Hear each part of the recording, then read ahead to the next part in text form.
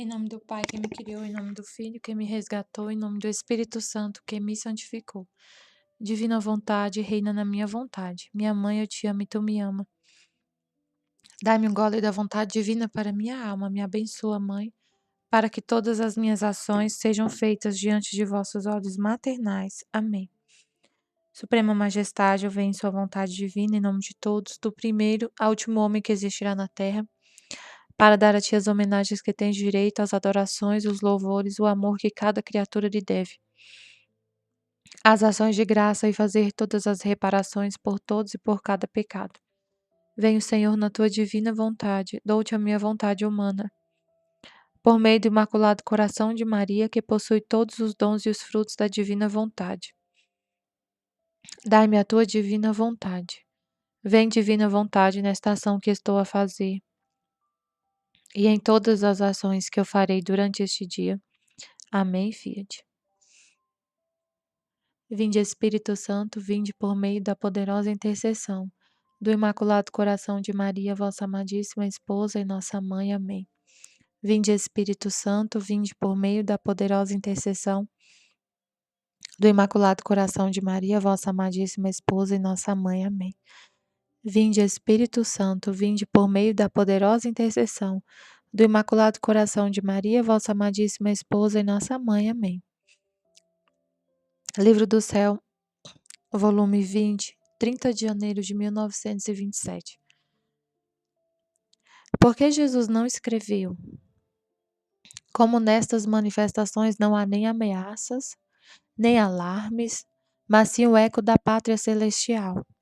Quando virá este reino? As penas da Virgem Santíssima e as de Nosso Senhor eram penas de ofício, e como eles possuíam a verdadeira felicidade, poder das penas voluntárias, felicidade do reino do Fiat Supremo. Estava pensando em mim, a Luísa pensando, meu doce Jesus me disse tantas vezes que eu devo imitá-lo em tudo, porém ele não escreveu jamais. Uma só vez diz o Evangelho que escreveu, mas nem sequer com pena, mas com o dedo. Em troca, para mim, quer que escreva. Assim quer me fazer sair de sua imitação. De fato, ele não escreveu, e eu devo escrever tanto. Ela é muito esperta, né? Ela quer ser muito esperta.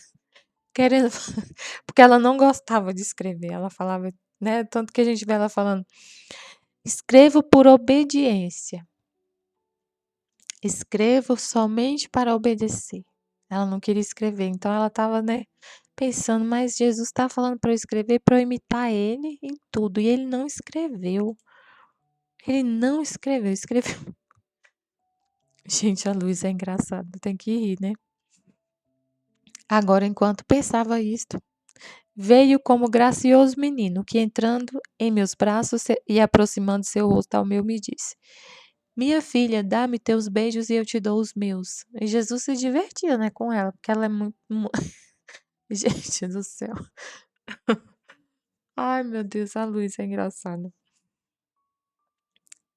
Então, depois de tê-lo beijado várias vezes, ele me incitava a beijá-lo mais, e depois me disse: minha filha, queres saber por que eu não escrevi? Porque devi escrever por meio de ti. Sou eu que animo a tua inteligência, que te ponho as palavras, que dou o movimento com a minha mão à tua para te fazer segurar a pena e te fazer escrever as palavras no papel. Assim que sou eu que escrevo, não tu. Tu não fazes outra coisa senão prestar atenção ao que quero escrever, por isso todo seu trabalho é atenção. O resto o faço tudo eu. E você mesmo não vê muitas vezes que não tem força de escrever. E se decide a não fazê-lo. E eu, para te fazer tocar com a mão que sou eu quem escrevo, te invisto e te animo de minha mesma vida. Escrevo o que quero. Quantas vezes não experimentou? E Jesus, se a gente for pensar na pergunta da Luísa, a gente poderia fazer a mesma pergunta para Jesus. Jesus quer que eu dirija todo dia meu carro, que eu vou trabalhar todo dia de carro. Jesus não dirigia, Jesus não tinha carro. Ele andava só a pé. Como que eu vou imitar Jesus se eu não se ele não dirigir um carro. Então não é ele que habita em mim, como que eu vou imitar ele? Então tem várias coisas que ele não fez, né, assim, exatamente a mesma coisa, mas ele, eh, se a gente for pensar assim: "Ah, então eu vou ter que trabalhar fazendo móveis então, porque ele só fez isso". Então, tem nada a ver, não adianta a gente querer, eh, tipo assim, por causa de eu não, como ela não gostava de escrever, né, tentar enganar ele, né. Mas ele não vê isso como essa pergunta dela como maldade, pecado, essas coisas, nada a ver. Acho que ele acha engraçado, né, a nossa pequenez. Então ele não escreveu, ele não dirigiu, ele não trabalhou, por exemplo, com o trabalho que eu faço, mas ele faz por meio de mim. Ele usa as minhas mãos para dirigir, para escrever, eh, fazer o trabalho que eu faço e tudo mais. Porque devia escrever por meio de ti, sou eu que anima a tua inteligência, então ele anima a nossa inteligência para fazer tudo. Ele que anima a nossa inteligência, que te põe as palavras. A gente pode falar assim: "Ah, Jesus está falando que é para eu imitar a vida dele, então tá. Aí agora eu tenho que fazer meditação na internet". Mas Jesus não tinha internet, não tinha celular, não tinha. Ele não falava assim, ele não usava YouTube, então eu não estou imitando ele. Aí ele vai responder a mesma coisa para você. Eu não falei, não tinha conta no YouTube, porque eu ia usar a sua, porque devia escrever por meio de ti, porque devia falar na internet por meio de ti. Como ele falou, né, no pra Valtorta aqui no, eu achei incrível, eu fiquei boba. Ele falando para Maria Valtorta que no final, no final dos tempos, né, sei lá, no século XX, eu acho que ele falou, no século XX, a evangelização ia ser por meio de radiocomunicação, não sei, ele usou a palavra telecomunicação, não sei. Então ele não usou, porque ele ia usar por meio de nós. Então não adianta a gente falar: "Não, eu não vou mais fazer nada no YouTube, porque eu tenho que viver a vida exatamente como Jesus viveu, então eu vou viver oculta, né, em um tempo quando eu tiver que falar da palavra de Deus, eu vou a pé então e vou falar pessoalmente". Nada a ver.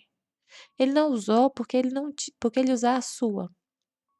Ele que anima a nossa inteligência para falar, que coloca as palavras na nossa boca, que dá movimento às nossas mãos, pegar no celular e partilhar.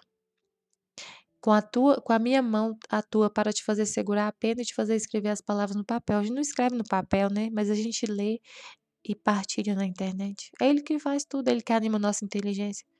Assim que sou eu que escrevo, assim que sou eu que falo, assim que sou eu que trabalho, assim que sou eu que faço tudo, é ele que faz tudo, não tu. Tu não faz outra coisa senão prestar atenção ao que eu quero escrever.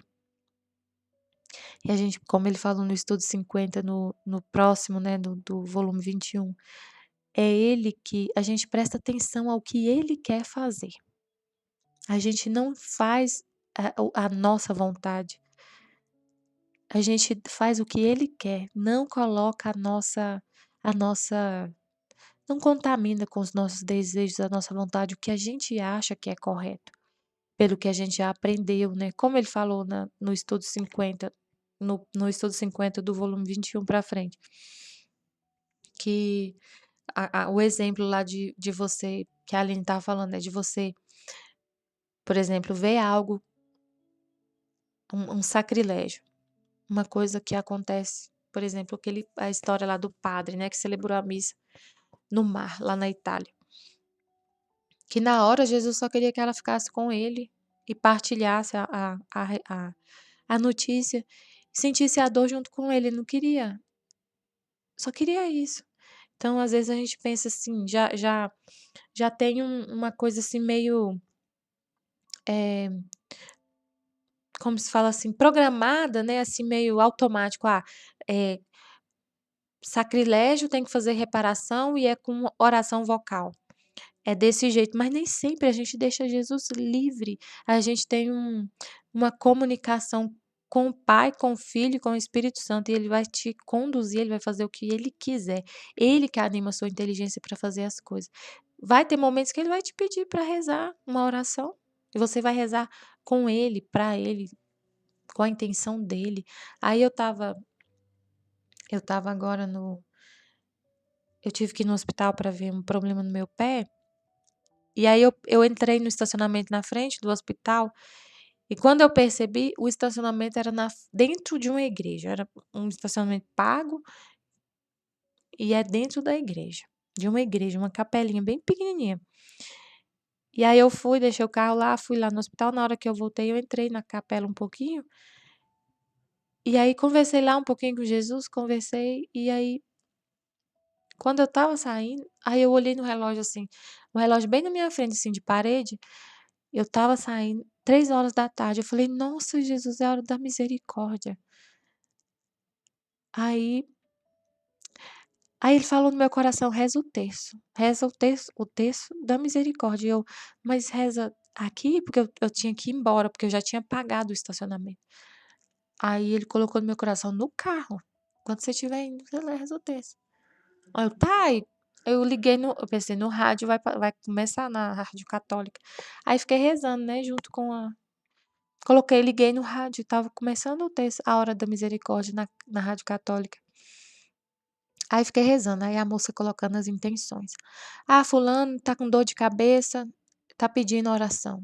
Fulano tá com isso, problema financeiro, tá pedindo oração". E eu: "Senhor, rezo só que seja feita a tua vontade, que venha o teu reino, que a sua vontade seja feita assim na terra como no céu. Eu não preciso colocar nenhuma intenção, Senhor, só essa intenção que eu quero rezar essa hora da misericórdia. Em nome de toda a humanidade eu rezo, somente para que a sua vontade seja feita". Aí eu comecei a rezar: "Pela sua dolorosa paixão, tende misericórdia de nós do mundo inteiro". E eu: "Jesus, essa oração, essa já é a intenção. Esse texto foi o Senhor que ditou para Santa Faustina e ele já é a oração. Então eu rezo com as intenções de Jesus". Quando o Senhor falou essa oração, ditou essa oração para Santa Faustina, o Senhor tinha suas intenções, né, as intenções suas, do seu coração, a sua vontade. Então, eu só rezo essa oração, não preciso colocar intenção nenhuma. Já está tudo na sua prece, na sua oração, o que estava no seu coração quando o Senhor criou essa oração. Quando revelou para Santa Faustina, eu não preciso pedir nada. Só isso. Então, quando o Senhor falou com quando os apóstolos pediram: "Senhor, ensina-nos a orar", e o Senhor ensinou o Pai Nosso, essa já é a prece. Então eu não preciso pedir mais nada, já é a prece, puramente o que o Senhor quer, a intenção que o Senhor quis na hora que rezou o Pai Nosso. Que venha o teu reino, que seja feita a tua vontade, assim na terra como no céu.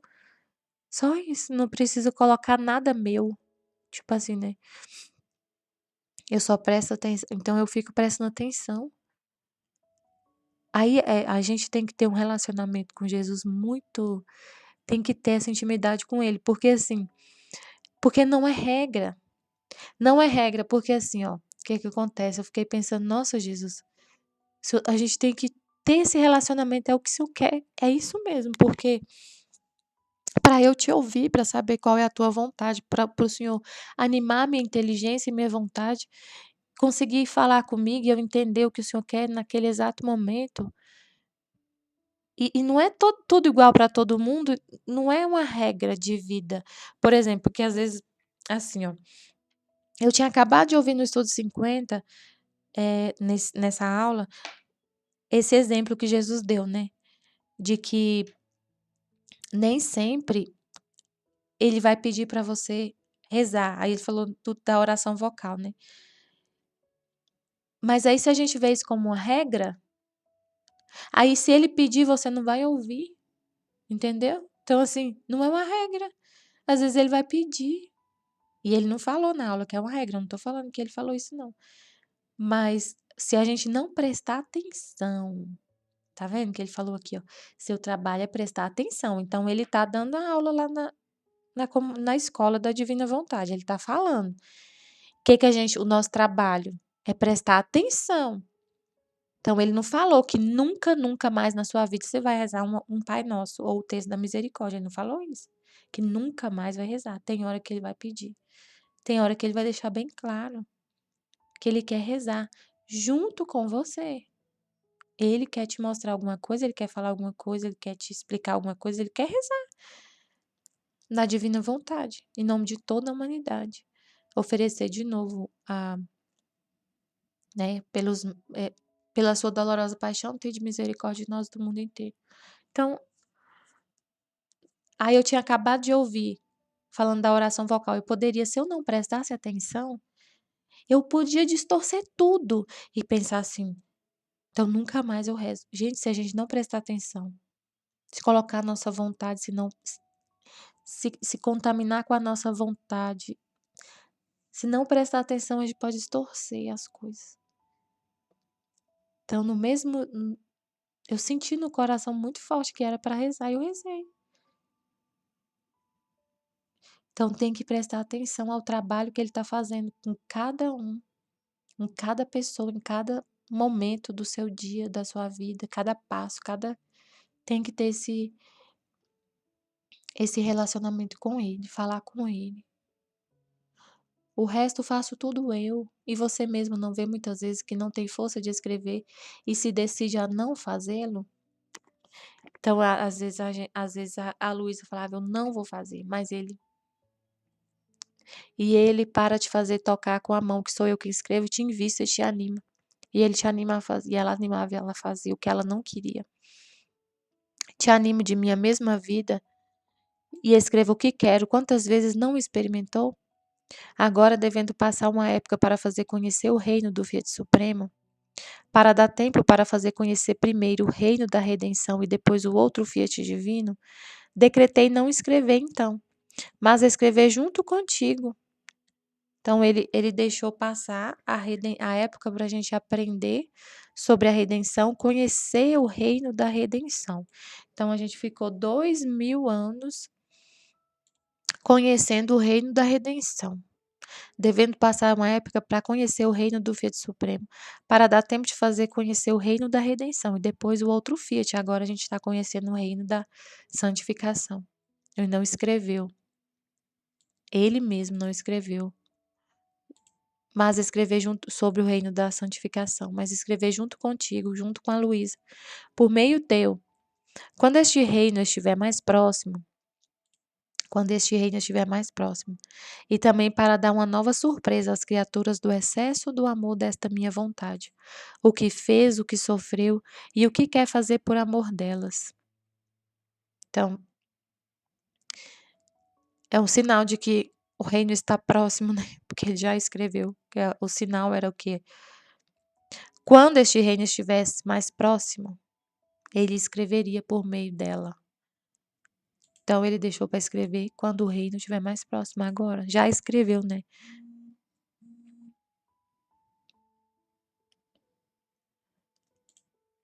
E também para dar uma nova surpresa às criaturas do excesso do amor desta minha vontade, o que fez, o que sofreu e o que quer fazer por amor delas.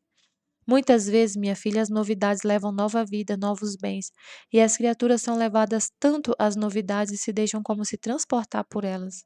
Uma novidade de amor do céu, uma novidade de Deus. Renova, né, a igreja, renova nossa alma.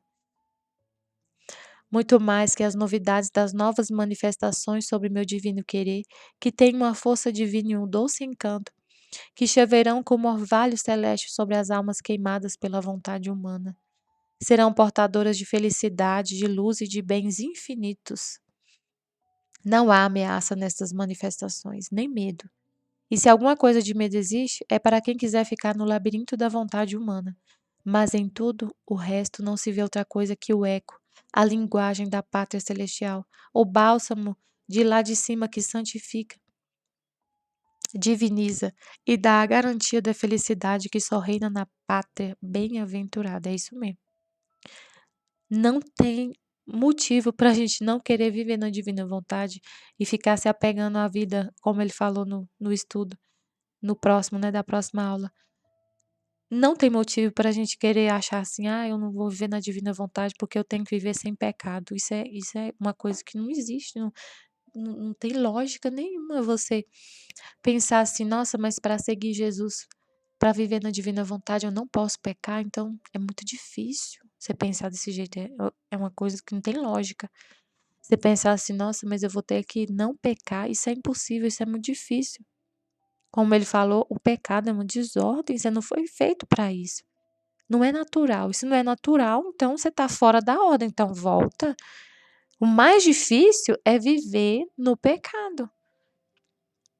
Aí, né, ele explicou bastante o que é o pecado. Muitas coisas a gente acha que é pecado e nem é escrúpulo, é não saber, é por falta de conhecimento, achar que tudo é pecado, que nossa, meu Deus, como é maravilhosa a vida, essa vida. Tudo que ele fala que eu falo é mesmo, é verdade, Jesus, isso aqui. É felicidade, é muita felicidade. É muita felicidade, não dá medo nenhum, não tem ameaça nenhuma. Eu não tenho medo de entregar minha vontade para Deus de jeito nenhum. Ele só me mostra que ele me ama tanto, tanto, tanto, tanto. Nossa, hoje eu fiquei encantada com Deus. Eu vejo Deus em tudo. Eu vejo Deus em tudo, em qualquer coisa, nas pessoas assim, eu vejo Deus falando comigo, nas situações. Eu falei que eu fui no hospital porque eu tive minha unha estava infeccionada. E aí eu nem tinha percebido, parece que eu vivo anestesiada. Eu não tinha percebido, eu estava usando sapato fechado e minha unha só piorando, piorando e eu não percebi, fui perceber ontem à noite. Aí já tá infeccionada, aí eu fui ao médico pra ver, porque estava muito estranho. E eu tinha medo, pânico antes, bem antes. Desde adolescente eu tinha pânico de pensar em unha infeccionada e ir ao médico, porque eu acho que uma vez minha mãe teve isso e ela sofreu demais, então eu fiquei com trauma desse negócio da unha infeccionada e de ter que extrair a unha. Eu tinha pânico só de pensar nisso. Então, eu pensava assim: se eu tiver um dia com a unha infeccionada, eu não vou nem passar perto da manicure ou do médico, porque se ele quiser arrancar minha unha vai doer demais, eu não quero nem passar perto. Eu tinha esse pânico, esse trauma. E aí minha unha tá infeccionada. E eu pensei: "Eu vou ao médico". Gente, isso pra mim foi uma coisa, assim, que eu fiquei boba, porque eu não tinha essa coragem de ir. Eu queria passar longe do médico pra ninguém nem tocar, nem saber que minha unha estava assim, pra não correr o risco de passar por essa dor, eu tinha isso. Aí eu fui, já pensando assim: "Senhor, que seja feita a tua vontade, se tiver que extrair, vai extrair", sem anestesia. Minha colega falou assim: "Ó, se você for, ele vai extrair sua unha e não tem como ter anestesia, tá?". Minha colega ainda falou comigo. Na hora que ela falou, me deu um negócio assim, mas eu falei: "Eu vou, tá bom. Fazer o quê? Eu vou". Mas eu não fui assim fazer o quê? Só resignada e triste. Não, eu estava mesmo em paz, eu estava assim tranquila, eu fiquei boba, eu fiquei boba. Fui tranquila já quando eu peguei a senha para entrar lá fiz a triagem, a enfermeira falou assim: "Ó, eu vou trocar a sua senha porque você pegou a clínica geral, só que para esse tipo de caso é cirurgião". Aí eu: "Ah, é?". Eu já pensei assim: "Então vai extrair mesmo minha unha". Ela falou: "É, cirurgião, porque pode ser que tenha que extrair". Então tudo estava me dizendo que ia extrair minha unha. Eu já fui, cheguei já estava assim, né, então eu já tinha entregado a minha vontade para Jesus: "Ó, já entreguei então, porque depois eu até falei para ele: "Não teve que extrair não, mas o senhor viu que eu já estava pronta para ir". Então eu fiquei boba comigo, como o senhor realmente que dá força pra gente passar por tudo. Uma coisa tão simples, mas pra mim fiquei surpresa. Não imaginava que eu ia ficar tão tranquila. Aí na hora que o médico olhou, ele é muito sério, o médico. Aí ele falou assim: "Fácil resolver isso, muito fácil", todo sério. E eu pensei: "Você vai extrair minha unha?" E ele: "Não, eu não sou malvado". Aí eu vi, eu pensei assim: "Ai meu Deus, é o Senhor falando comigo, eu não vou fazer você passar por esse sofrimento sem necessidade". Eu não sou malvado, porque às vezes a gente fala tanto de que Deus permite sofrimento, que o sofrimento é bom, mas não é porque Deus é malvado e ele quer ver a gente sofrendo, não é isso, ele não é malvado. Aí Aí eu lembrei do trecho que Jesus fala aqui para Luísa, assim, ela falou assim: "Eu não tô sofrendo mais, Jesus. O senhor fala tão bem da cruz, do sofrimento, e quando eu já me acostumei, já estou pronta a sofrer qualquer coisa, o senhor não permite que eu passe por esse sofrimento? Não tem mais sofrimento?" Quando eu começo a gostar, né, tipo assim, e eu tinha falado para ele: "Vai ser bom eu ter esse sofrimento, passar por essa dor". Aí a Luísa falou: "Não, eu nem sofro mais". E ele falou assim: "Quando eu vejo que a", ele falou para ela: "Eu cheguei no ponto que eu queria da sua alma, que você estivesse disposta, que eu visse a sua disposição, eu queria a sua vontade de sofrer o que eu quisesse, mas nem sempre eu vou permitir o sofrimento, vai precisar. Eu só quero a sua vontade". E aí eu lembrei disso. Então eu já tinha entregado a minha vontade, nem precisou fazer mesmo sentir mesmo a dor. Então não precisa pensar assim: "Ah, eu vou entregar minha vontade para Deus, eu vou sofrer muito. Ele vai me pedir coisas que vai sofrer muito, eu vou viver numa tristeza tão grande". Não é assim. Eu vivo numa felicidade tão grande, mesmo se eu tivesse extraído a minha unha. Na hora que se o médico falasse: "Eu vou ter que extrair sua unha", eu sei que Deus ia me dar força para suportar. Ia doer? Ia, mas eu ia suportar. Não precisava ter medo não precisa ter medo de entregar a vontade para Deus. É só felicidade. Por isso me deleito tanto em escrever o que se refere ao fiat divino, porque escrevo coisas que pertencem à minha pátria, ao céu. Será demasiado pérfido e ingrato quem não reconhecer nestas manifestações minhas o eco do céu. A longa cadeia de amor do querer supremo, a comunidade dos bens de nosso Pai Celestial que quer dar às criaturas. E como querendo pôr tudo de lado o que aconteceu na história do mundo, quer começar uma nova era, uma nova criação, como se agora começasse a nova história da criação. Por isso deixe-me fazer, porque o que faço é de suma importância. Então, realmente é ingratidão a gente não querer, eh, é perfídia e ingratidão não reconhecer nessas palavras o eco do céu. É impossível não. Se você se dedica, mesmo estuda e para ouvir Deus, você escuta esse eco do céu, você vive no céu. É desse jeito, é desse jeito. Se você corresponde, coloca a sua vontade para entender tudo, corresponde ao que Deus pede e não quer nunca mais fazer sua vontade, é uma felicidade muito grande. Muita felicidade, muita felicidade. Apesar de tudo, eu falo: "Jesus, hoje eu corri tanto para lá e para cá, tive tanta coisa urgente para fazer, eu sentindo essa dor no meu pé, tanto problema". Aí eu cheguei aqui: "Nossa, pai, eu preciso descansar um pouquinho, vou ficar aqui quietinho um pouquinho, porque eu não almocei", foi uma confusão. E eu: "Nossa, Jesus, mas foi tão confuso, eu corri tanto para lá e para cá". Mas aí a hora que eu tô aqui pensando, né, como eu corri, mas eu estava tão em paz. Mesmo nessa correria, parece que eu parei para pensar: "Nossa, eu estava numa confusão, mas como que eu estava em paz? Eu não consigo entender como que eu estava em paz desse jeito". Meu pai parece que eu estava no meio de uma tempestade, mas dentro de mim estava tão tranquilo, tão tranquilo. Aí ele me mostrou a cena dele dormindo no mar agitado, aquela cena lá de que estava uma tempestade no mar, os apóstolos tudo com medo, e aí Jesus dormindo. Eu falei assim: "Ah, então é assim, a gente fica igual o senhor. Tá uma tempestade no mundo, no mar, todo mundo agitado, estava todo mundo agitado hoje, tanta coisa". Eu estava no meio dessa agitação, mas dentro de mim eu estava tranquila, Deus, igual Jesus repousando no mar. Aí ele falou assim: "Porque eu tenho controle de tudo". Na hora que eu falar para o mar: "Cala-te", como que ele falou para o mar, né, para parar a tempestade? Foi cala-te mesmo, né, não sei, não lembro. Mas ele falou para parar a tempestade na hora que Pedro falou: "Senhor, vamos perecer". Aí ele acalmou o mar, acalmou a tempestade no mar. Então, na hora que ele quer, ele pode acalmar tudo, então ele fica tranquilo. E você com ele, você sabe que é ele que está no comando, você fica tranquila, porque você sabe que você tá lá dormindo do lado dele. Você confia nele, você sabe o que ele está fazendo, você tem um relacionamento real com ele, então você não vai ficar: "Senhor, acorda, porque vamos perecer". Você não fala isso não, porque, você está dormindo junto com ele, você está pensando igual ele está pensando, você está conectada com ele. Você está dormindo o mesmo sono que ele está, você está no repouso com ele. Ele está comandando tudo na hora, você confia nele. Você não vai falar para ele: "Para essa tempestade que eu não suporto, eu vou perecer".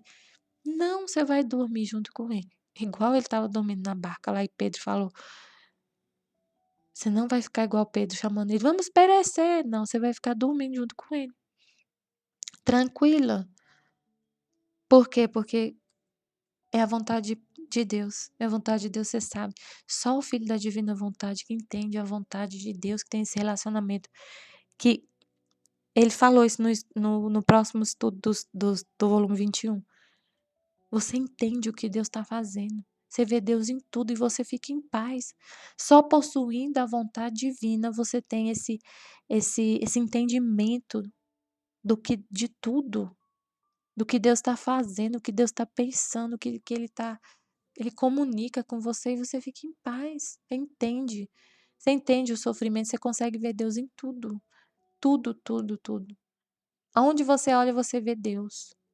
Como se estivesse no mar e ele tá no mar com você, nessa tempestade, e às vezes ele dorme no meio da tempestade. E eu fiquei: "Nossa, Jesus, eu tô tranquila demais". É uma coisa estranha, né, não é normal isso. Então é isso.